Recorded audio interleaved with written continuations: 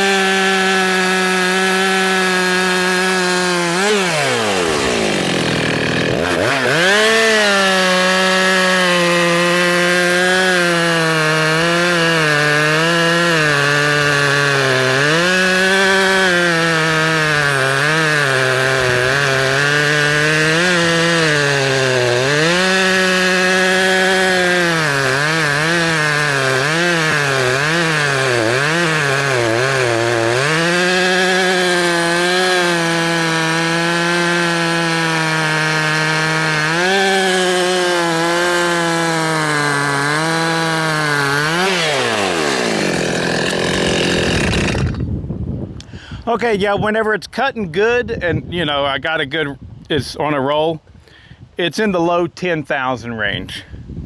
And give it a little bit more fuel.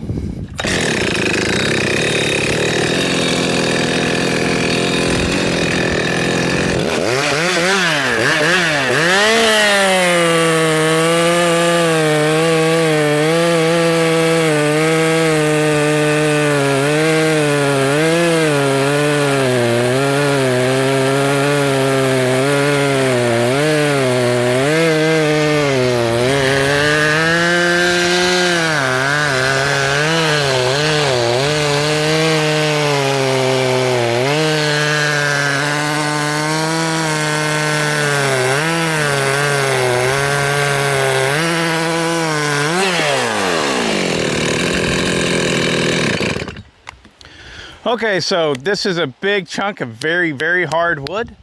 Now let's see how good it stacks up against the 562. So.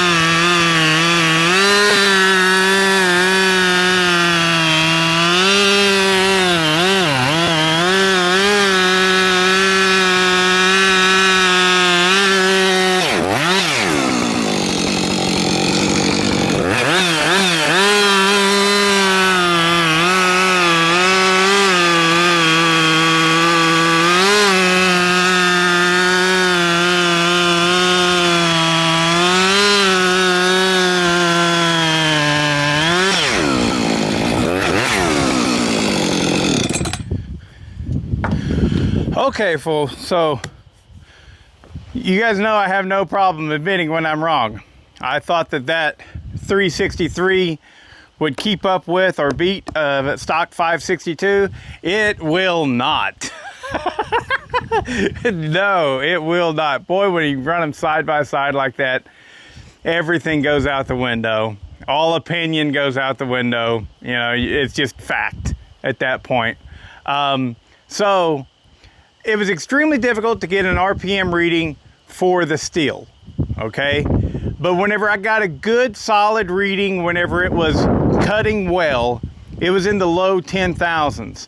But whenever it slowed down, it was in the high 9,000s, even the low 9,000s and even the high 8,000s.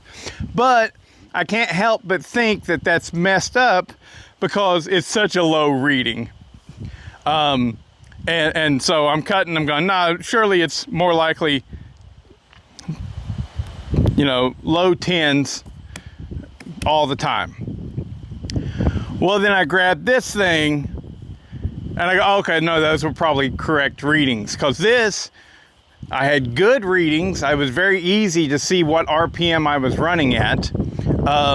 And I was sometimes in the 12,000 range, but usually I was in the low 11,000, high 10,000 RPMs. It never dropped into the 9,000 range, not at all. So that right there was dropping into the 8,000 range, and whenever it was cutting just right, it was very low 10,000 RPMs. This, whenever it was cutting right, it was low 11,000 RPMs. So we're talking 11,300 and stuff in that. So absolutely, this thing is cutting like a madman in comparison to. So now this right here, I went ahead, I did all of my cuts like this back here so that I could have a nice clean cut. So whenever we measure the two, we've got back-to-back cuts, all right? So let's see what she'll do, how bad it's gonna beat that Stihl.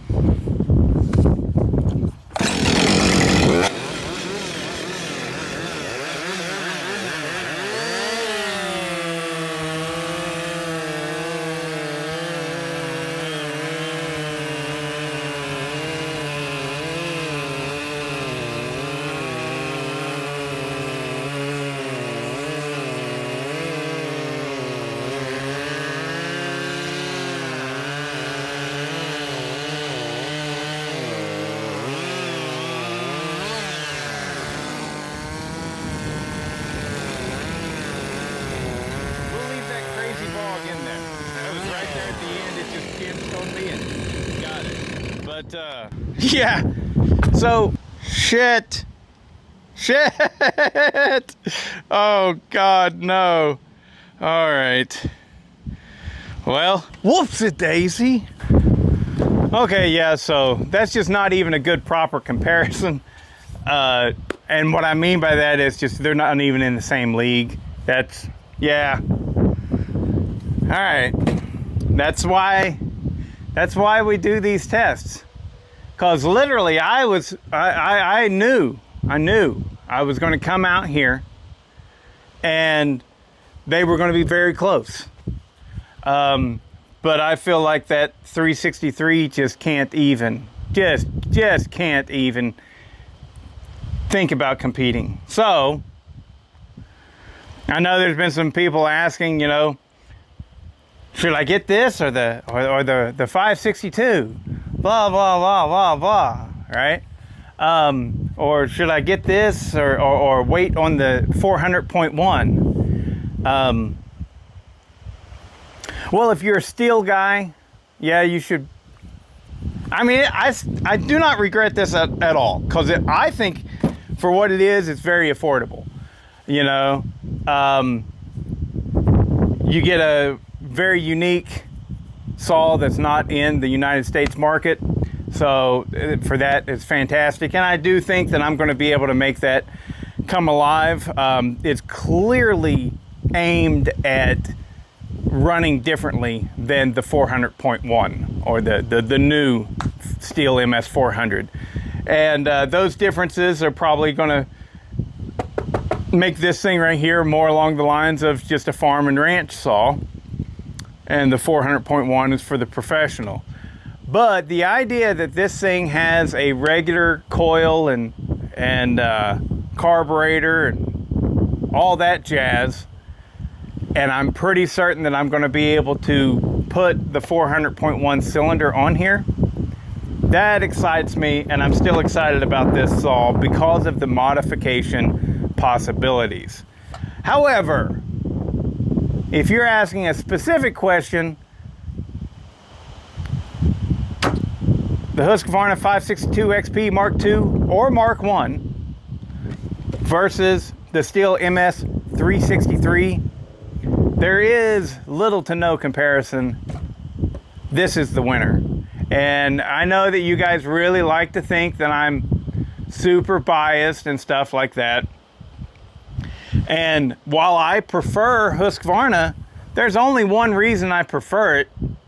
It's because usually they're better for my purposes, you know, and that's it.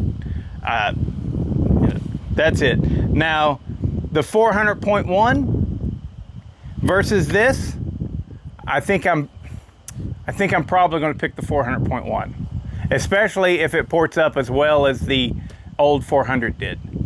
I know with the old 400 or the 562, oh, I'm picking the 400 all day long. Oh, I love it. The only problem is I do a lot of racing and race classes. That's the problem.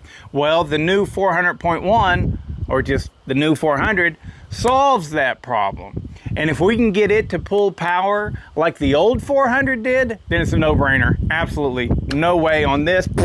And I'll go with the Stihl 400 all day long. So, because, you know, I mean, I suspect that it's going to be able to get mid 7 horsepowers. These things right here, some of the best porters that there are, they're not even hitting 7. All right, we're looking at about 6 3/4. And the Mark 1, there's a small amount of debate as to which one will actually produce more power whenever properly ported. And I think the consensus is that the Mark 1 562, you're capable of getting a little bit more power from it than the Mark 2. So anyways, lots of rambling and stuff. But if you're just going, hey, what should I get? This overseas 363 or a 562? My answer is the 562. Direct comparison tells us a lot, boys and girls.